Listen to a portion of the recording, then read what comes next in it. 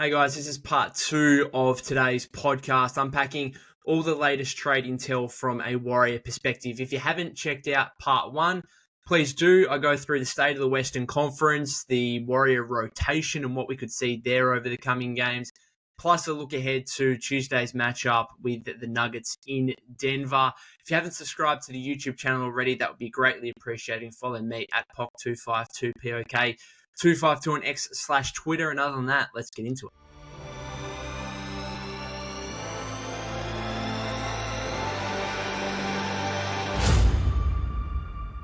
Welcome back to the Golden State with Mates podcast. Now, Michael Scotto of HoopsHype earlier today had a really good piece looking at all the trade discussion conversations around the league as we get closer and closer to the February 6th trade deadline. He looked at every team around the league and the potential names to monitor. So I'm going to unpack this a little bit from a Golden State perspective, both on current Warrior players and who could potentially be in their final weeks or months as a Warrior player, and also potential names that the Warriors could target here in the coming weeks. Let's start off with current players. I think Jonathan Kuminga is the big one. Really interesting to read Scotto's piece about Jonathan Kuminga in terms of his contract situation before the October 21 deadline. We know the Warriors and JK weren't able to get a deal done. This is what Scotto wrote earlier today. He said, following Jalen Johnson's 5-year, $150 million contract extension with the Atlanta Hawks, there was a thought that maybe Kuminga's asking price would come down since he was closely eyeing that situation because both play the same position and are about the same age. Instead, nothing came close on a similar 5-year, $150 million offer for Kuminga because it seemed like the least he would have considered was a 5-year, $175 million deal. Now, put it plain and simply, based on the form so far this season, Jonathan Kuminga not signing or not being willing to sign something close to 5 years, $150 million looks like a huge mistake on his behalf. This is a guy that's averaging 13.5 points a game. He's 43% from the field, which is poor for a guy that should be living downhill at the rim. He's shooting 29% from three-point range. We've heard about how much he's been working on that, but it really hasn't come to fruition in the league just yet. I'd be disappointed if I was JK in terms of my management and how they've advised me. Now, I don't know the ins and outs of it, so it's hard for me to necessarily get too much into this. But the way I see it is, surely if you were his management, you would have been pushing and saying, hey, we think you've got all the talent in the world. We think you can become an all-star level player. However, history here would suggest that Steve Kerr is still pretty uncertain on your role within the team and how much you can actually be able to spread your wings and thrive. And given that, if we can lock in $30 million a year right now, that's probably better than risking a situation where what we have right now is Jonathan Kuminga coming off the bench, often playing less than 20 minutes a game, like he plays 18, 19 on Saturday against the Suns. That is not going to lend itself, come restricted free agency, to a team offering $150+ million. In fact, I still think he's going to get $100 million at least in restricted free agency. But would it be a surprise if he got less than that? Not based on current form, you wouldn't suggest. And so I think it's a really big mistake from JK. Now, from a Warriors perspective, I think they've done well to not lock JK into a huge extension. And maybe they learnt from the Jordan Poole situation and thought, okay, we just really don't need to do this. Like, we can get another season of data here. We can have the flexibility to be able to go out and do something if we want without being hard capped essentially by this contract that is going to kick in next season. And maybe at the end of the day, they still re-sign JK and restricted free agency and they get to that point anyway. But in the meantime, as I said, they've still got the flexibility. And particularly with JK himself, the Warriors really have to decide that, okay, if JK is going to be steadfast on wanting $30+ million a season in free agency, and if we think a team out there is going to pay that, then the Warriors wouldn't be doing their due diligence if they didn't explore trades involving Jonathan Kuminga before the February 6th trade deadline. Because otherwise you're trying to bluff your way through it, really. Where if you're the Warriors, again, if you find a team, if you know there's a team out there that will pay him $30+ million, and it can't be many because there's just not teams with salary cap room. So I don't know if it's Brooklyn or whoever it may be, but if you find that team, maybe it's a situation of you go to that team and you say, hey, like, we're happy to trade Kuminga if we get something of good value back. But if we don't, then we're just going to match whatever you offer him in restricted free agency, and he's going to be our player, and you're not going to get your hands on him. If you're the other team, you try and bluff the Warriors and say, why would we trade anything of value now when we think we can get him in restricted free agency? Because when it comes down to it, we don't think you're going to pay him what we're offering, what we're going to offer. And so it's a really delicate, tough situation. I've been on it for weeks and weeks, even going back into the offseason, about the Warriors putting themselves in a bit of a corner here in terms of the whole JK situation and what the outcomes and the resolutions could be. But at the same time, they still probably have more flexibility, obviously, as I said, than what they would have if they'd signed him to a 5-year 150. So yes, they've backed themselves into a corner with the JK situation individually, but as a collective, as the team, they've got obviously a lot more flexibility with what they can do elsewhere. So it's going to be really interesting. I wouldn't be surprised. I'm not going to be surprised if Jonathan Kuminga's not on this team after the February 6th trade deadline. I'm not going to be surprised. Certainly a player to watch from a Warrior perspective. It really comes down to what kind of value they can get. Because, again, teams just... The market out there for him just can't be very high. Because there can't be that many teams out there that are going to be willing to re-sign him on $25-30 million a season. I just don't think there's going to be that many. And so, therefore, there's just not going to be that many teams trading for him or trading anything of value for him. So, it's a bit of a difficult spot for the Warriors in regard to the Jonathan Kuminga situation. A couple other ones here. Let's talk about Moses Moody, who I thought after signing that extension, 3 years, $39 million, obviously has a poison pill contract now. I just thought, okay, well, that's done and dusted. We don't have to talk about Moses Moody in potential trade conversations until next offseason at the very least, where that salary, that 3 year, $39 million contract could be a tradable piece. Well, that's not the case. Right, we've got Scotto here talking about Moses Moody. Said Moody could be part of a package in a bigger deal, and Steve Kerr still doesn't play him 20 minutes a game. That's what one rival executive told Scotto. So I still don't know how that's going to work with the poison pill stuff and the Warriors, being hard capped basically at the first tax apron. I find it very difficult to see how it could be done. Moody, obviously, with that poison pill contract, I'll explain it again. You send out the money you send out is only his 4th year contract, but the incoming team, the team that trades for him, has to take on the average of his 4 years, the 3 year, $39 million extension plus this 4th year. And again, with the luxury tax and the aprons and stuff like that, just means there's not a lot of trade partners that you could possibly get involved with. I don't know if there's a case of you try and get a multi-team trade, like 3-4 team trade, to try and orchestrate this, where a team that has salary cap could take Moody on because they can absorb the average of his 4-year contract that he's still got. I don't know. I just find it difficult, but at the same time, the fact that it's being mentioned, it's just disappointing. It really is disappointing. I spoke a lot about Moses in terms of his rotation spot and his minutes on part 1, so go check that out if you haven't already. But the fact we're still having these conversations 4 years into his career, spoke about it on the post-game live the other day, the fact that Moses Moody and Jonathan Kuminga had a less impact, saw less than half the minutes that Ryan Dunn and Oza Iguodala saw for the Phoenix Suns in that game on Saturday. That's not good. That is just not good. Plain and simple. All right, a couple other things here. A couple of veteran players. Melton, obviously, we know about. I've spoken about him relentlessly. His $12.8 million deal is probably going to be used, you would think, here at some point. It's just about what else is utilised in terms of draft assets and potentially other players to try and get to different salary spots and whatever else. Gary Payton II. Spoke about him again on part 1 as well in terms of his rotation minutes. $9.2 million expiring contract, I believe it is. Clearly a player you could move. If you get a legitimate upgrade, clearly a player where you think, okay, he's really just playing 10, 15 minutes a game max.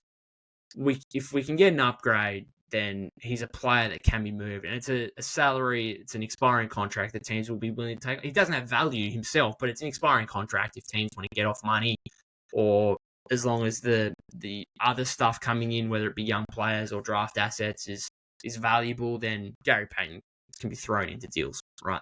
Kevon Looney is the other one I think Looney's having a really good year. I think he's having a strong season, really good bounce back year. And so I don't particularly want to lose Loon, particularly like he's a good backup center, obviously. And for the leadership and locker room presence, I don't really want to lose Loon. Like, I don't know, it's difficult. I think I'd be more willing to give up GP2. He's making slightly more, so that always helps. And I just think like Looney's a 3-time champion. Only been at this organization throughout his decade career. GP2, he's had a long, windy road throughout his NBA career, obviously. Not downplaying that by any means, but I just think his meaning to the organization probably isn't quite at Looney's level. And therefore, I also think like Looney, unless you're bringing back another center, then you can't involve Looney because the Warriors just don't have that many centers on the roster. It's a second-year Trace Jackson-Davis who's not having a great season. It's Looney, and it's a two-way contract to Quentin Post who's not having any impact this season. You can't trade Looney unless you're bringing a center in.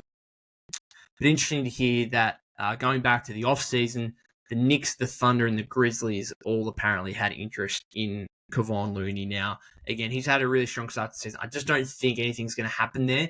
But if worse comes to worse, and you desperately need to add that contract in to get a deal done, then I'm not like it's clearly not that Kevon Looney's untouchable. Like, he can be moved. It's just not preferable, I don't think, because again, what he means to the organization, and because the Warriors just don't have too many centers on the roster right now. Even if it was like Vucevic, I'd almost prefer to keep Looney and just include Melton and GP2 and try and get Torrey Craig back, like I've spoken about on previous episodes. The only other one here from a Warrior perspective, Wiggins.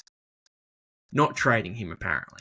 So he's now off the table after really being on the table for a long time. Of course, his own bounce back season, he's been, I think, the most impressive player for the Warriors this season, just in regard relative to expectation. Like a lot of the young guys we expected to take leaps that just haven't. The veterans, Steph and Draymond, are still doing what they do kind of thing. But in terms of a guy who's clearly outperforming expectation, I think there was a lot of internal stuff come out in the preseason about Wiggs and what he could potentially do, and I was a bit skeptical of it, but he's proven me wrong.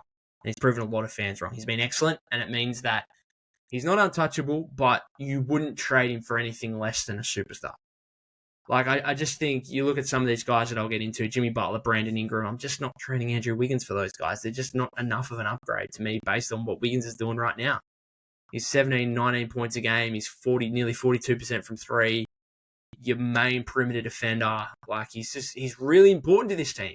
And I always said that even when he was playing badly and he was on the trade table. It's like, teams just aren't going to trade for this guy. And the Warriors aren't really going to be willing to give him up because he's still, when he's at his best or somewhere close to his best, as he has been now, he's still really, really valuable to this team. All right, let's get into some other names that I read the entire article, all 30 teams, and just some names I wrote down and some interesting tidbits here. Starting with the Hawks, we'll go from alphabetical order basically here. The Atlanta Hawks, Larry Nance Jr., Clint Capella are also available. Capella makes too much, not for me. Larry Nance Jr., I think he's a Warriors-style player. I feel like he fits with the Warriors fairly well. I just don't think he's impactful enough to be like, yeah, it's worth trading for him. Particularly when you've already got Kyle Anderson. They're different players to an extent, but they're also somewhat similar players, similar position.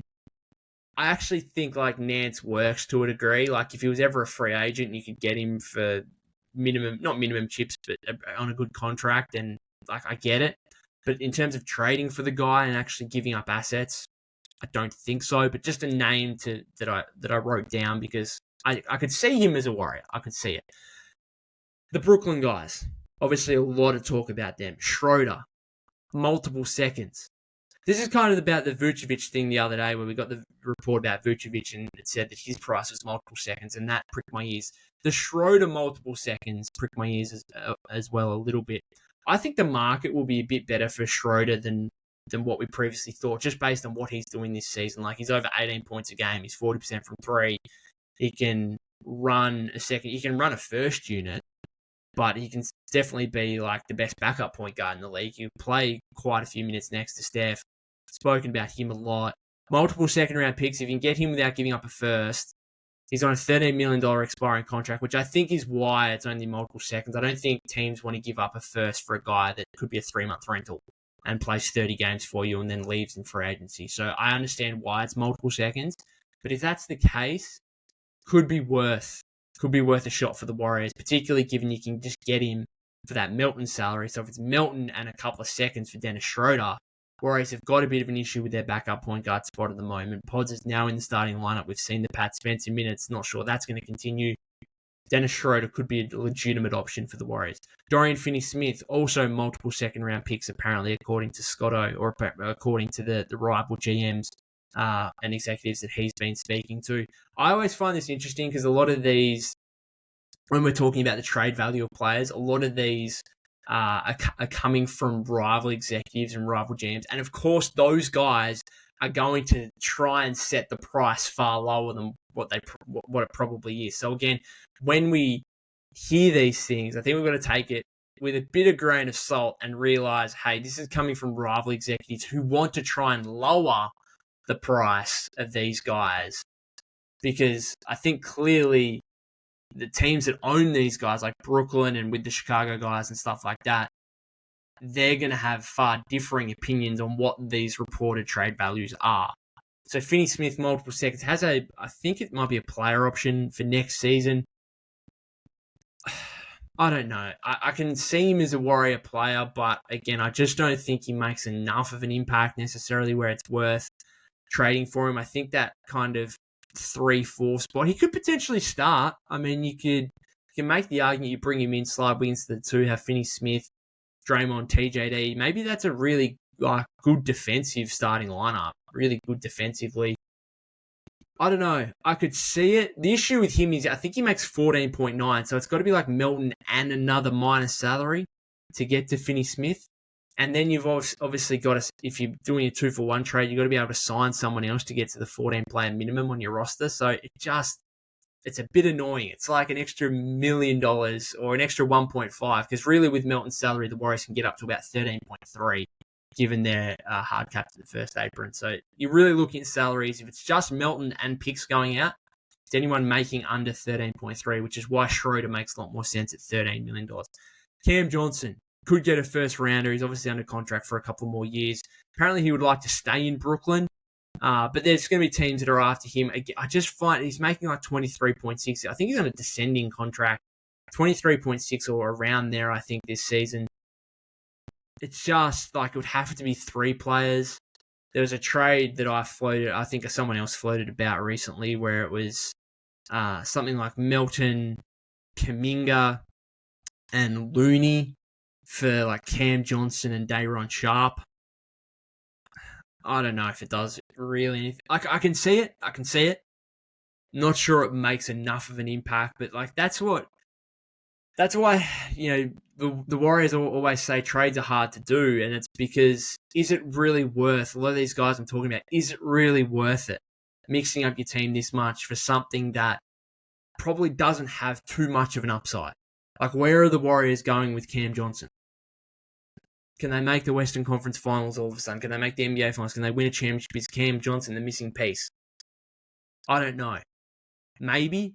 Talking about this with a mate yesterday, and we were talking about Melton and how much of a loss he's been. And it does go down, does kind of reiterate to you, if you get a guy who is like the perfect fit for you, that can go a long way. Because I think a lot of people would look at D'Anthony Melton and think, well, he's not a star.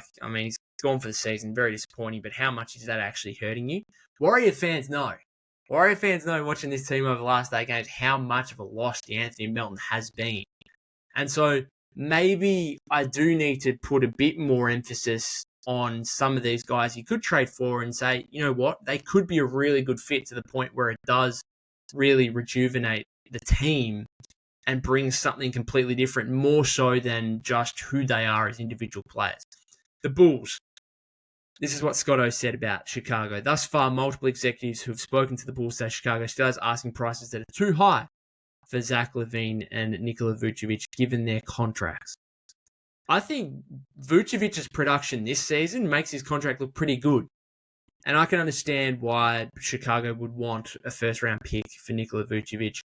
Maybe I'd be willing to do if it's like highly like lottery protected, maybe even top 20 protected. Otherwise, if you can get away with doing Melton and GP2 for Vucevic and Torrey Craig, and obviously the Warriors giving up a couple of seconds in that scenario, I don't know. It's a name that's getting a lot of focus, I think, among Warrior fans right now, and I think rightly so.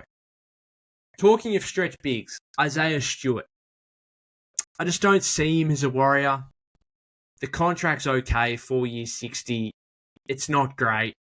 Obviously, you got a guy out for under contract for another 3 years after this one. This is only the first year of his deal. Takes away some of your flexibility. Can shoot the ball a little bit. Rebounds pretty hard. Big body. I think the skill set is there. I just don't really see him as a Warrior. Miles Turner. Got to mention, Pacers want to re-sign him on the final year of his deal, I think at about $19 million.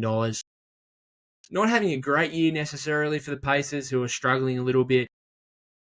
Clearly a guy that has generated a lot of interest among Warrior fans in the past because it is like this stretch five, this 3-and-D center, which I think the Warriors could really, really do with. It's why a lot of fans are still interested in Quentin Post and what he could do moving forward, but it looks a while away if it happens at all with Quentin Post. So these 3-and-D centers that can stretch the floor, shoot threes, and then be shot blockers on the inside, very, very valuable, and the Warriors have just never really been able to get one. And I think, especially next to Draymond, it would fit really well, hence why Vucevic is a player of interest right now, albeit he doesn't bring the defense. He's like 3 and other offensive stuff, more so than 3-and-D. Turner, at his best, definitely stretch the floor, play interior defense, block some shots for you. Certainly a player of interest if he is available at any point. I know the Warriors have had, the Pacers, it's been reported they have had interest in Kuminga in the past. Kuminga and Melton for Turner. Just thinking about that off the top of my head. I don't know. Maybe. I just don't think the Pacers would be interested now that they've got Siakam. Prior to the Siakam trade, maybe. Now, probably not so much because, I mean, they can't even trade Turner. They don't have any centers. Both their backup centers, Isaiah Jackson and James Wiseman, shout out Jimmy Wise, both gone down with torn Achilles. They literally can't trade him without getting another starting caliber center back. So it's probably not going to happen. Well, it's definitely not going to happen, you'd imagine. But still a name that was in the article that I wanted to mention. Marcus Smart. Executives believe that he could do with a change of scenery. Playing, obviously, at the Grizzlies at the moment. Works a little bit next to Steph. Works a little bit. We're talking about the starting two-guard spot that initially went to Lindy Waters after Melton's injury. Now Pods has taken that role on Saturday against the Suns. That's a spot the Warriors could, I wouldn't be against them trading for a two-guard that can start, and then Pods moves back into a backup point guard role for the moment. Is Marcus Smart that guy? Again, makes a little bit of sense from a defensive standpoint. Does a lot of the stuff Melton does. I don't know. I think the three-point shooting just isn't consistent enough for me to say, yeah, we're going to plug you in at the two-guard spot and also have Draymond and Trace out there as non-shooters or guys that teams aren't guarding from beyond the perimeter. It just comes and goes a little bit too much with Marcus Smart. Just not a consistent enough. You want a consistent shooter. That's why Melton was excellent, because he was going to be a high 30, nearly 40% guy from three, plus the defense, plus the ball handling, the playmaking. It's devastating. It's really devastating that he got injured when he did. Oh, it sucks. Jimmy Butler got another mention. I just don't see it anymore because I don't think he's that much. I don't think the current form of Jimmy Butler. Maybe you could argue, okay, well, if we get to the playoffs, then Jimmy Butler is definitely going to be a player that is going to be far better than what Andrew Wiggins would be in that spot come playoff time. Maybe that's what you go with. But given he's 35, the injury history, given you're going to have to pay him a fair bit again on his next contract, the fact that you're going to have to give up Wiggins in the process, it's just tough. Too tough for me. Another guy, Brandon Ingram, similar situation. You have to give up Wiggins. I don't reckon the way the Pelicans are going, and if they don't want to pay him, I actually don't think you'd have to give up too much now from an assets perspective. But again, like Wiggins is actually an asset now. If Wiggins was having a bad season, then yeah, you could say, all right, let's easily flip him for Ingram because Ingram's having a pretty good season himself. But he wants a max. It's tough. Too tough to do, I think.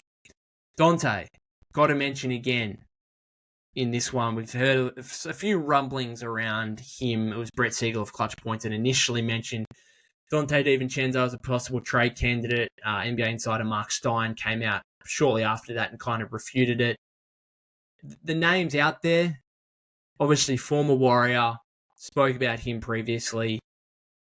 He'd be an option, I think. Again, that Melton salary. It just makes it difficult. It'd have to be a 3-team trade because the Timberwolves aren't going to want to take on Melton. And so, can you make a 3-team trade work there? Possibly. The Trailblazers, guys. 4 of them here. Robert Williams, DeAndre Ayton, Jeremy Grant, Anthony Simons. They all would bring something. So, Rob Williams, I just don't know, given the assets he'd have to give up, given his injury history. I'm not sure he's that much of an upgrade or a big enough upgrade for it to be worth it over Looney and TJD. Similar kind of player. So it's not like he brings a different element to you in terms of offensive skill and spacing the floor and stuff like that. So I'm just not sure the Warriors are going to be too interested there. Ayton, the money again, you'd have to probably give up Wiggins. That's definitely not happening. So you can't see the Warriors trading for Ayton, albeit he would be an upgrade at center. Jeremy Grant, again, very hard. You basically can't get to that contract without Wiggins. I mean, it'd have to be a 3 or 4 for 1 trade to make that happen. And are you gutting your depth for Jeremy Grant? I don't think so. Simons is also on a little bit of money. You could there's been a lot of fans recently kind of disappointed, I suppose, in the absence of Jordan Poole and thinking that, Jordan Poole right now would be great for the Warriors to have that secondary shot creation, that secondary guy that can create offense for you, score the ball himself. And the Warriors are actually missing Jordan Poole, it must be said to a degree. And so Anthony Simons, very, very similar type of player. Defensive concerns, yes, but can shoot at a high volume, shoot at a pretty decent percentage, can create for you a little bit. Do we want a Steph Simons backcourt? I don't think so. I actually think all 4 of those guys, I just can't see the Warriors doing a trade for any of those guys. So maybe Rob Williams, but even then, the injury history, I just don't think the Warriors would do it. Bruce Brown at the Raptors. Now, Olynyk didn't get a mention. He's the one from the Raptors that I'd be targeting if I was the Warriors. Bruce Brown, again, he makes like $23 million. It'd have to be like a 3-for-1 trade. You're not doing a 3-for-1 trade for Bruce Brown, who's a rotation depth piece himself. Now, yes, he could close some games for you. Is he starting for you? I don't think so. Again, not a consistent enough shooter to start him alongside Draymond and Trace as well. Not for me. Kuzma. Warriors have kept tabs in the past, according to Scotto. Not a consistent shooter, high volume shooter, can score the ball, can rebound the ball, has shown a bit of improvement in terms of playmaking. So I can see the interest there. I think on a descending contract, it's not a bad one. Maybe, but I don't know what that's doing for. It's like Cam Johnson. It's like, is that going to be the difference for you? Is he starting? I suppose you'd go Steph, Wiggins, Kuzma at the 3 with Draymond and TJD. It's a big lineup. Maybe it's got some validity. I don't love it. Again, is it enough of an upgrade for it to be worth it? It's just the case with a lot of these guys. There's no absolute stars available right now, or even high impact guys that you think that's going to make a big difference to the Warriors. Aside from the two that I will come back to right now, Vucevic, just because he's completely different to what the Warriors have on their roster. They do not have a guy that can put the ball in the basket from the 5 spot and shoot the ball from deep from the 5 spot like him. And then Schroeder, because they've clearly got an issue with their backup point guard spot, because it's so obvious that you can just trade Melton and picks for Schroeder. He's having an excellent season. They're the two guys right now, Vucevic, Schroeder, that I'd be looking at. All these other guys are like, if Turner became available at the Pacers, yeah, cool, no worries, absolutely. But a lot of these other guys I mentioned, I'm just not sure it's enough of an upgrade. It's not enough of a difference-making aspect for it to be worth trading. But let me know what you guys think if you're watching this on YouTube. Let me know what you guys think in the comments. Who of these players that I've mentioned you think the Warriors should target?